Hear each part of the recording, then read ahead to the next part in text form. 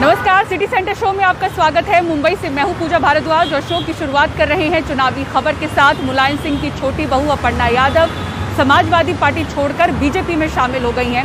अपर्णा यादव ने कहा कि प्रधानमंत्री नरेंद्र मोदी से प्रभावित होकर वो राष्ट्रवादी पार्टी में जा रही हैं। इधर अखिलेश यादव का कहना है कि अपर्णा यादव के बीजेपी में जाने से पार्टी में समाजवाद का विस्तार होगा।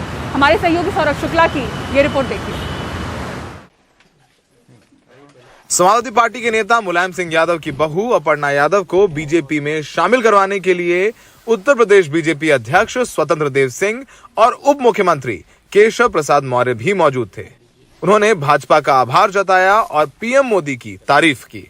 इस देश को हमें बचाना है तो हमें राष्ट्रवाद के साथ चलना है और भाजपा हमेशा से राष्ट्रवादी पार्टी रही है। कैंट विधानसभा में मैंने पिछला इलेक्शन लड़ा था और जिस प्रकार से पार्टी मेरे लिए जो भी कुछ सुनिश्चित करेगी मेरे लिए वो शिरोधार्य रहेगा। अपर्णा के बीजेपी में शामिल होने पर समाजवादी पार्टी के अध्यक्ष अखिलेश यादव ने कहा कि उन्हें इस बात की खुशी है कि समाजवादी पार्टी की विचारधारा का विस्तार हुआ है। उन्होंने ये भी कहा कि मुलायम सिंह यादव ने अपर्णा को काफी समझाने की कोशिश की थी। सबसे पहले तो मैं बधाई दूंगा और शुभकामनाएं, और साथ ही साथ हमें खुशी इस बात की है कि समाजवादी विचारधारा का विस्तार हो रहा है। समाजवादी विचारधारा का विस्तार जो हो रहा है, मुझे उम्मीद है कि हमारी विचारधारा वहां भी पहुंच करके और संविधान और लोकतंत्र को बचाने का काम होगा। आपको लगता है नेताजी का आशीर्वाद होगा इस तरह? नेताजी ने बहुत कोशिश की समझाने की। अपर्णा यादव मुलायम सिंह के छोटे बेटे प्रतीक की पत्नी है। प्रतीक मुलायम सिंह की दूसरी पत्नी साधना गुप्ता के बेटे हैं। अपर्णा 2017 में सपा के टिकट पर लखनऊ कैंट से चुनाव लड़ी। अपर्णा योगी आदित्यनाथ की करीबी हैं। योगी सरकार ने अपर्णा को वायु सुरक्षा दे रखी है। अपर्णा के पति प्रतीक यादव राजनीति में नहीं है। अपर्णा यादव के बीजेपी में शामिल होने के बाद एक बार फिर परिवार की लड़ाई घर की दहलीज पार कर बाहर आ गई है। अखिलेश सरकार के कार्यकाल के अंतिम दिनों में जिस तरीके से परिवार में कलह मची और परिवार बिखरा, उसका असर चुनावी नतीजों में दिखाई दिया था। अपर्णा यादव के भारतीय जनता पार्टी ज्वाइन करने से समाजवादी पार्टी को एक सांकेतिक नुकसान तो जरूर हो सकता है, पर इसका बहुत बड़ा राजनीतिक नुकसान हो जाए ऐसा होता दिखाई नहीं दे रहा है। बीजेपी ने भी अपर्णा यादव को इसलिए लिया है क्योंकि वो मुलायम के परिवार की हैं। ऐसा कोई उनका जनाधार हो लखनऊ में, ऐसा नहीं है। ना ही वो बहुत ज़्यादा लोगों से मिलती हैं, ना ही वो कभी किसी नीति को लेकर के इतना ज़्यादा मुखर रही हैं। सहयोगी राजेश गुप्ता के साथ लखनऊ में सौरभ शुक्ला, एडीटीवी इंडिया। कांग्रेस समर्थक और इत्तेहाद मिल्लत काउंसिल के अध्यक्ष तौकीर रजा खान का वीडियो सामने आने से उत्तर प्रदेश की सियासत में उबाल आ गया है। बीजेपी ने कांग्रेस पर कट्टरपंथियों का समर्थन करने का आरोप लगाया है। तो कौन है तौकीर रजा खान और उनका सियासी असर क्या है? बरेली से रमेश रंजन शुक्ला अपनी इस रिपोर्ट में बता रहे हैं। जिस दिन मेरा नौजवान मेरे कंट्रोल से बाहर आ गया, जिस दिन मेरा कंट्रोल इन नौजवानों पे से खत्म हो गया, मुझसे बहुत लोग कहते हैं तुम तो बुज़दिल हो गए, तुम तो कुछ करना ही नहीं चाहते, लेकिन मैं कहता हूँ तो पहले मैं मरूंगा, बाद में तुम्हारा नंबर है। बरेली के तौकीर रजा खान का करीब 1 मिनट का वीडियो दिखाकर बीजेपी के प्रवक्ता संबित पात्रा ने आधे घंटे की प्रेस कॉन्फ्रेंस कर डाली। इस प्रकार की बदजुबानी करने वालों के साथ प्रियंका वाड्रा खड़ी होती है और न केवल खड़ी होती है, उनके समर्थन के लिए गुहार करती हैं और आखिरकार उनको समर्थन मिलता भी है। याद करिए, चंद दिनों पहले हमने देखा था कर्नाटक में जब चुनाव हुए थे तो एसडीपीआई, जो कि एक पॉलिटिकल फ्रंट है, popular front of India PFI का, उसके साथ कांग्रेस पार्टी का गठबंधन था। बंगाल में ठीक उसी प्रकार इंडियन सेक्युलर फ्रंट, जो अब्बास सिद्दीकी हिंदुओं के खिलाफ जहर उगलते थे, उनके पार्टी के साथ गठबंधन कांग्रेस पार्टी ने बंगाल में किया। तौकीर रजा के सियासी महत्व और इस कथित हेट स्पीच की असलियत जानने हम बरेली पहुंचे। दरअसल हरिद्वार की धर्म संसद के खिलाफ आला हजरत बरेली शरीफ के मौलाना और इत्तेहाद मिल्लत काउंसिल पार्टी के अध्यक्ष तौकीर रजा ने 7 जनवरी को बरेली में सभा करके भाषण दिया। अब वो कह रहे हैं कि अगर उनके 35 मिनट के भाषण में कुछ भी गलत हो तो वो पूरे देश से माफी मांगने को तैयार हैं। उन्होंने अपने भाषण की रिकॉर्डिंग बरेली पुलिस को भी दी है कि इसको आधा काट के दिखाया गया है अच्छा, आधा काट के, और आधा सच झूठ से ज्यादा खतरनाक होता है। हमारे नौजवान हमने कंट्रोल में करके रखे हुए हैं। हम लड़ना नहीं चाहते, हम मरने को तैयार हैं अपने देश की एकता और अखंडता के लिए, अपने देश में शांति बहाल रखने के लिए हमारे नौजवान अपना खून देने को तैयार है।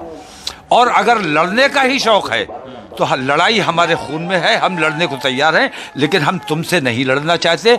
हमारे साथ अगर लड़ना है तो हमारे साथ चलो चीन के बॉर्डर पर। हमारे अंदर इतनी हिम्मत भी है और ताकत भी है कि हम चीन से मुकाबला करके कैलाश मानसरोवर फतेह करके हम अपने हिंदू भाइयों को तोहफे में देने को तैयार हैं। तौकीर रजा पहले कांग्रेस और फिर सपा को समर्थन दे चुके हैं, लेकिन इस बार वो अखिलेश से खासे नाराज होकर कांग्रेस का समर्थन कर रहे हैं। पिछली बार के विधानसभा चुनाव में बरेली की सभी 9 विधानसभा सीटें बीजेपी ने जीती थीं। जानकार मानते हैं कि तौकीर रजा के इस वीडियो से ध्रुवीकरण की प्रक्रिया तेज होने के आसार हैं। इनकी एक छोटी पार्टी है IMC करके, और ये दरगाह आला हजरत परिवार से भी जुड़े हुए हैं, उनके भाई हैं, तो इनका महत्व इनकी मुस्लिम लोग और कई लोग इनकी अच्छे से सुनते हैं, इनका इसलिए काफ़ी महत्व है। और इनके कहने पर वोट जो है 9 की 9 विधानसभा सीटें बरेली की जो हैं उन सभी पे पड़ेगा, थोड़ा बहुत असर पड़ेगा। जी बिल्कुल, खासतौर पर मुस्लिम मतदाताओं। जी बिल्कुल पड़ेगा। कम से कम ये 8-8, 10-10 हज़ार वोट इधर से उधर करने के हर विधानसभा में इतनी इनकी महत्व है। सबसे बड़ा सवाल यह है कि 7 जनवरी को दिए गए भाषण में से 1 मिनट का ये वीडियो 12 दिन बाद क्यों मंजरे आम हुआ। हर पार्टी और हर नेता के अपने अपने हिस्से के वीडियोस हैं। उत्तर प्रदेश के चुनाव का आगाज हो चुका है, तो इसके चलते वीडियोस को एडिट करने वाले एडिटरों की भी मांग तेजी से बढ़ी है। लेकिन हमको और आपको इन फॉरवर्डेड वीडियोस की अपेक्षा अपने सूझबूझ पर ज़्यादा भरोसा करना पड़ेगा, तभी हमारा लोकतंत्र मजबूत होगा। बरेली से रणदीप और राकेश कुमार सिंह के साथ रविशंकर शुक्ला, NDTV इंडिया। किसान आंदोलन से निकली 2 पार्टियों में पंजाब विधानसभा चुनाव में चुनाव लड़ने के लिए समझौता हो गया है। शरद शर्मा की रिपोर्ट देखिए। दिल्ली की सरहदों पर लगभग 1 साल तक किसान आंदोलन चला और इस आंदोलन से 2 पॉलिटिकल पार्टियां निकली। पहली बलबीर सिंह राजेवाल के नेतृत्व में संयुक्त समाज मोर्चा और दूसरी गुरनाम सिंह चढ़ूनी के नेतृत्व में संयुक्त संघर्ष पार्टी। ये दोनों ही पार्टियां पंजाब में विधानसभा का चुनाव लड़ रही हैं और दोनों ही पार्टियों का जो है अब इस चुनाव के लिए, यानी कि पंजाब में विधानसभा चुनाव के लिए गठबंधन हो गया है। हालांकि जो संयुक्त समाज मोर्चा है उसका अभी रजिस्ट्रेशन या उसको क्या सिंबल मिला है ये अभी साफ नहीं हो पाया है, लेकिन जो संयुक्त संघर्ष पार्टी है उसको जो है सिंबल मिल चुका है। तो जो संयुक्त संघर्ष पार्टी है जिसको सिंबल मिल चुका है उसको इस गठबंधन में 10 सीटें जो हैं विधानसभा की लड़ने के लिए मिली हैं और इन 10 सीटों में से 9 पर इस पार्टी ने अपने उम्मीदवार घोषित कर दिए हैं। किसान आंदोलन से निकली पार्टियों पर आम आदमी पार्टी सवाल खड़े कर रही है। उसका कहना है कि संयुक्त समाज मोर्चा और बीजेपी का छुपा हुआ गठबंधन है जो आम आदमी पार्टी के वोट काटने के लिए बनाया गया है। आम आदमी पार्टी ने फंडिंग को लेकर भी सवाल उठाए। ये मैं गल कर रहा जिहड़ा SSM जिहड़ा फ्रंट बनिया उन्हां वल्लों साडे वर्करस नूं अप्रोच कीती जा रही है राज्यपाल साहब दे फ्रंट वल्लों भी भाई खर्चा असीं करांगे, पैसे असीं लावांगे, तुसीं साडे वल्लों इलैक्शन लड़ो। कादे लई? क्योंकि आम आदमी पार्टी का जिहड़ा वोट बैंक है वो डिवाइड करना चाहते हैं। संयुक्त समाज मोर्चा पर लगे आरोपों पर उसकी सहयोगी पार्टी संयुक्त संघर्ष पार्टी के नेता गुरनाम चढ़ूनी ने आगे आकर जवाब दिया। इसका नुकसान होगा वो चिल्लाएगा, और फंडिंग का तो क्या, फंडिंग तो एक रूटीन का मैटर है। हाँ यार फलाने को दे दी, पैसे लेके दे दी, हाँ यार उधर से पैसा आ गया, हाँ उन्होंने, और इनके पास बचा क्या है? यही कुछ बचा है। ये आरोप तो कोई भी लगाता है। अब अगर जो आरोप लगाने वाले हैं उनके पास अगर हम पूछ ले फंडिंग कहाँ से आई तो उनके पास क्या जवाब है? असली फंडिंग तो वो ले रहे हैं। अरविंद केजरीवाल मानते हैं कि किसान आंदोलन से निकली पार्टी चुनावी मैदान में उतरेगी तो सत्ता विरोधी जितने भी वोट उनको मिलेंगे वो सारा नुकसान आम आदमी पार्टी का होगा। चंडीगढ़ से शरद शर्मा, एनडीटीवी इंडिया।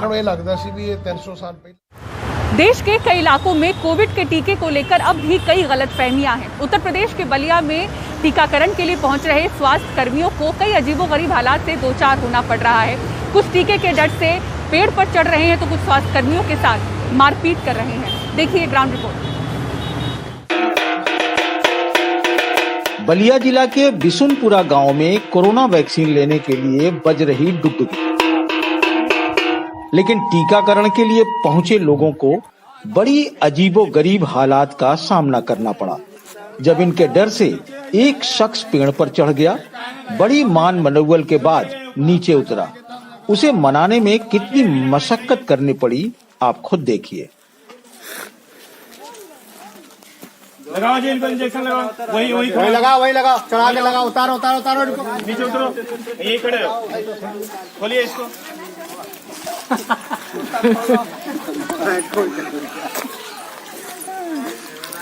आओ तो लगाओ, इसी ब्लॉक में नदी के किनारे मछुआरों को टीका लगाने पहुंची टीम को एक नई मुसीबत का सामना करना पड़ा। एक मछुआरे ने टीका नहीं लगवाया और ज्यादा दबाव देने पर कर्मचारी से उलझ गया और उसे सरयू नदी की तरफ घसीटने लगा।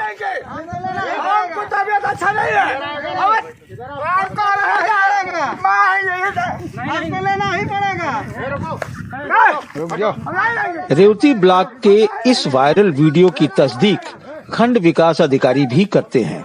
लेना ही पड़ेगा टीका लेना है भाई, आप लोग को भी टीका लगवाना। हम बाद में लेंगे। ये विकास खंड रेवती में एक गांव पंचायत हड़िया कला का मामला है, जो व्यक्ति पेड़ पर चढ़ गया है। दूसरा मामला जो है सरयू घाघरा नदी पर है। वो व्यक्ति चूंकि नाविक था, मेरी टीम पूरी तरीके से ये पूछने के लिए गई कि टीका लगवा लीजिए। जिसने कहा कि मैं नहीं लगवाऊंगा, मैं बीमार हूं, मैं काम करता हूं, मैं सुबह से निकला हूं, मैंने कुछ खाया भी नहीं है। और उसी में वो नाविक जो है कूद पड़ा। फिर हमने कहा कि नहीं, ये टीका बहुत जरूरी है आपके स्वास्थ्य के लिए। फिर वो भाग गया। उसने मेरा टीम के एक मेंबर का मास्क भी छीन लिया। फिर हमने उसको समझाया और मेरे समझाने के बाद वो तैयार हो गया। उसने कहा सर मैं अवश्य टीका ले लूंगा। बलिया के इन दो वायरल वीडियो से पता चलता है कि कोविड को लेकर अभी भी हमारे गांव में पूरी जागरूकता नहीं है। ऐसे में बेहतर ये होता कि सरकारों के साथ हम सब भी अगर अपने आसपास लोगों को कोविड इंजेक्शन के बारे में जागरूक करते तो इस बीमारी से मजबूती से लड़ा जा सकता है। बलिया से करुणा सिंधु के साथ अजय सिंह, एनडीटीवी इंडिया। और किस तरह से आईटीबीपी की जाबाज टीम गणतंत्र दिवस की तैयारियों में जुटी है, दिखाएंगे आपको पूरी खबर और तस्वीरें एक ब्रेक के बाद। देखते रहिए सिटी सेंटर शो।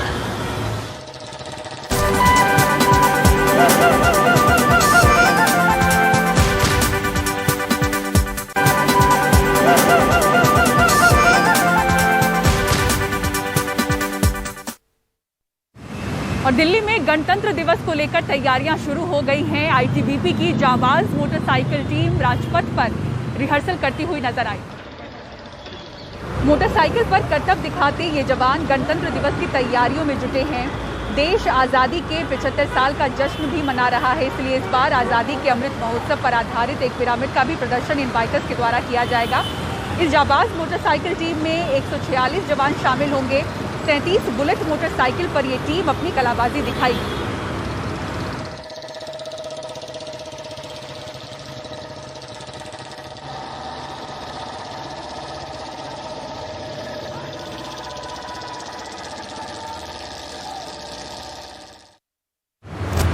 और सिटी सेंटर शो में फिलहाल इतना ही। पूरी टीम को दीजिए इजाजत। खबरों के लिए देखते रहें एनडीटीवी इंडिया। नमस्कार।